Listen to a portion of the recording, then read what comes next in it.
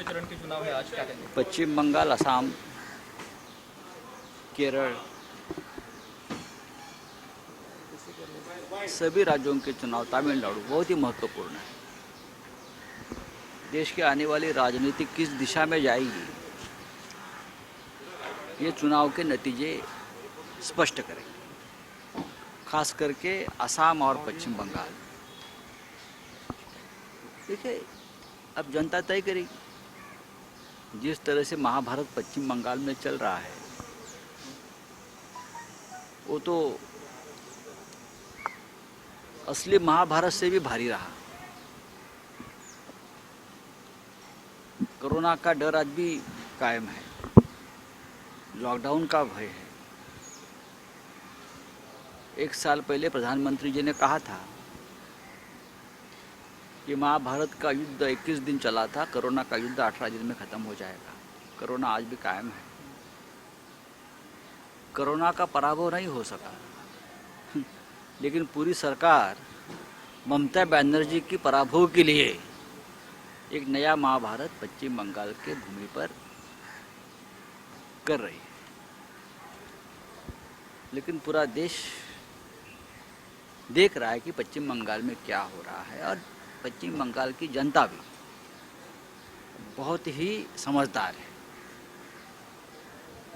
हम लोग यहाँ से भी देख रहे हैं पश्चिम बंगाल में क्या हो रहा है। नंदीग्राम में ममता जी की जीत 100% तय है, हमने आज सुबह जानकारी।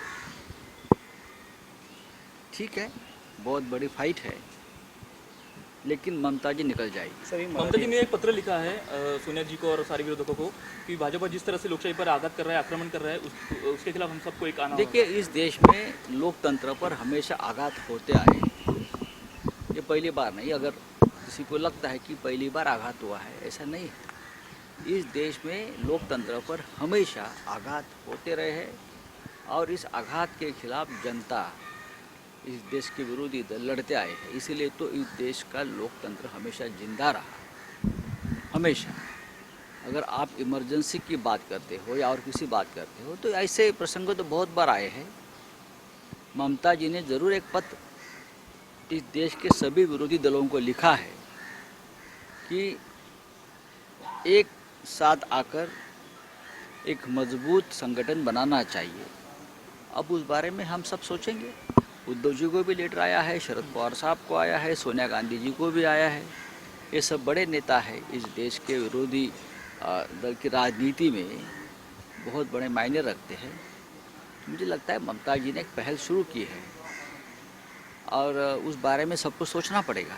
जेपी नड्डा इन्होंने कहा है कि जिस तरह से ममता जी ने लेटर लिखा है, वो कौन यही बोल दिखाता रहा है है? जेपी नड्डा यही दिखाता है कि उनकी नौका भी डूबने वाली है। देखिए, जेपी नड्डा जी बीजेपी के राष्ट्रीय अध्यक्ष हैं, बहुत ही समझदार नेता है। मैं मानता हूँ उनको। बहुत ही सहज सरल भाषा में अपनी बात रखते हैं। सरकार किसी की भी हो, इस देश में अगर लोकतंत्र को जिंदा रखना है तो विरोधी दल का मजबूत होना भी इतना ही जरूरी होता है। जब कांग्रेस पार्टी सत्ता पे थी बहुत साल तक, तब हमने भी ये प्रयास किया था एनडीए के माध्यम से कि विरोधी दल मजबूत बने। तो विरोधी दल को इस तरह से नीचा दिखाना एक अच्छे लोकतंत्र का लक्षण नहीं है। आप सत्ता पे बने रहिए, लेकिन आप ये भी कामना करिए नड्डा जी कि इस देश का विरोधी दल और विरोधी दलों की एक संगठन भी मजबूत रहे। काय या देशामधल्या ज्या 4 राज्यातल्या निवडणुका आहेत, पश्चिम बंगाल असतील, आसाम असेल, केरळ असेल, तामिळनाडू असेल, ही 4ही राज्य या देशाच्या राजकारणाच्या भविष्याची दिशा स्पष्ट करणार आहे। खास करून पश्चिम बंगाल आणि आसाम, केरळ आणि तामिळनाडू हे दक्षिणेतल्या राज्यात काय होईल याचा अंदाज आपण बांधू शकतो। पण आसाममध्ये माझ्या माहितीप्रमाणे भारतीय जनता पक्षाचं राज्य जरी असलं तरी काँग्रेस पक्ष तिकडे तगडी फाईट देतो आहे। पश्चिम बंगालमध्ये भारतीय जनता पार्टीने संपूर्ण ताकद जरी उतरवली असली तरी ममता बॅनर्जी ही एकटी वाघीण सगळ्यांना पुरून उरलेली आहे हे चित्र स्पष्ट दिसतं आहे. त्याच्यामुळे ह्या निकालानंतरच देशाचं राजकारण कोणत्या दिशेने जात आहे, विरोधी पक्षांच्या नव्या आघाड्या स्थापन होऊन ते कोणती भूमिका घेत आहेत हे स्पष्ट होईल. सर, राज्यात लॉकडाऊनची परिस्थिती आहे, बरंच राजकारण चाललंय, बरंच विरोध आहे. मला असं वाटतं की लॉकडाऊन किंवा करोनाचं राजकारण कोणी करू नये.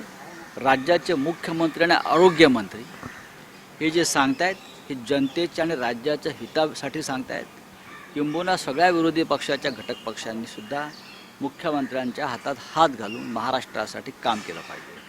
सर, हिंदीमध्ये तुम्ही जाणार आता पाहू ना, या क्षणी त्यांना विश्रांतीची गरज आहे. माझा आणि सुप्रियाताईचा संपर्क सतत सुरू आहे आणि एक 2-4 दिवसामध्ये त्यांना पूर्ण बरं होऊ दे आणि मग आम्ही त्यांच्याशी परत चर्चा करू जी का असेल ती. सर, लॉकडाउन पे हिंदी में क्या कहेंगे? लॉकडाउन को आपका समर्थन? देखिए, लॉकडाउन का समर्थन या विरोध की बात नहीं है, ये स्टेट की और देश की ज़रूरत की बात है.